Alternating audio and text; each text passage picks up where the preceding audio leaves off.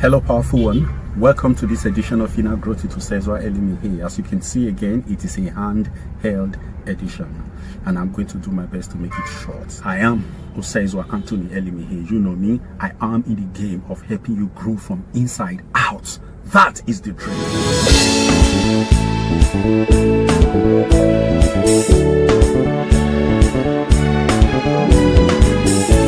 In yesterday's video, we discovered that the universe where we live in is ruled by laws.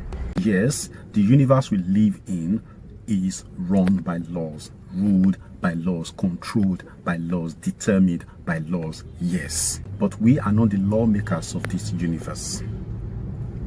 But then we are the principal, the supreme lawmakers in our spaces. Nobody can come in there and make a law, not even a god.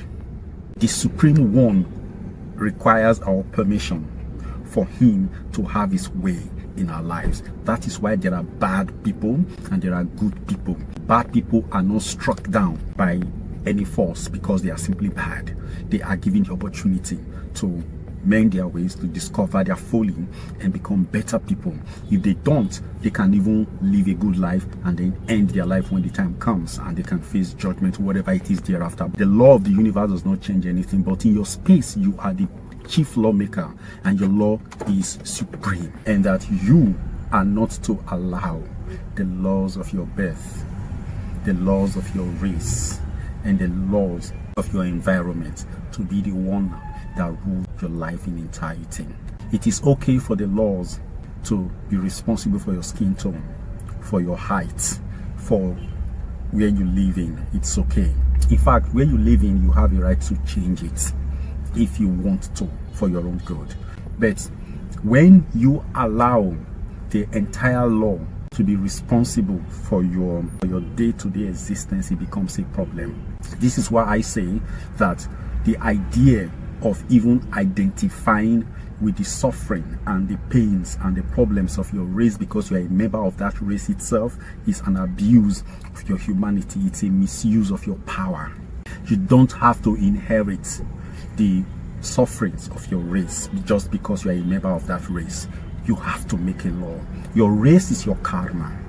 Your family is your karma. Yes, you belong in it, but you can make the difference. You can be the difference in that race and in that family. Just the same way, the law of karma that guide your life made you male or female. Define your life and be the difference in it. So we're saying there are people who have made a movement out of their gender, and because of that they see other genders as the other people, but there is no such thing as the other people in humanity. We are all one.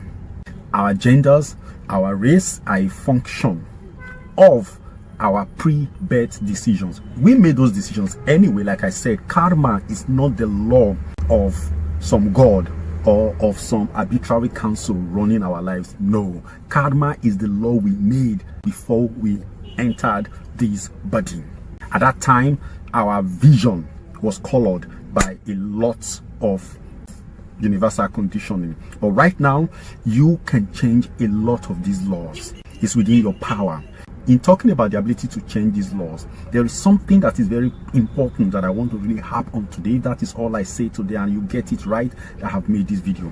Is the fact that you should not allow your weaknesses to define you.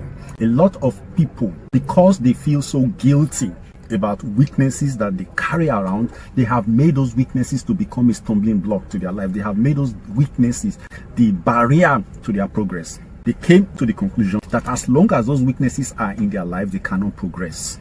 Yes, it is a condition. There are some people who even put a curse on themselves and says, if I continue doing this thing, God punish me in the moment of remorse. But that is not enough. You cannot do that to yourself.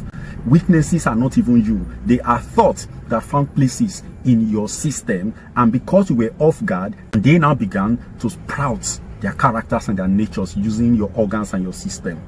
Your power is to say no to them. Do not identify with them as you. Your weaknesses are not you, so they should not define your life. Yes, you have a right to end and control those weaknesses. It is, but as long as you have not overcome them, don't let them become the obstacle. Don't feel small because of your weaknesses. Don't feel cheap because of your weaknesses. Don't feel guilty because of your weaknesses. That is all I have to let you know. Be strong, be definitive, be focused. Know that life is yours to live, and the power to live that life is within you. You don't have to borrow it from anybody out there. It is well with you. God bless you.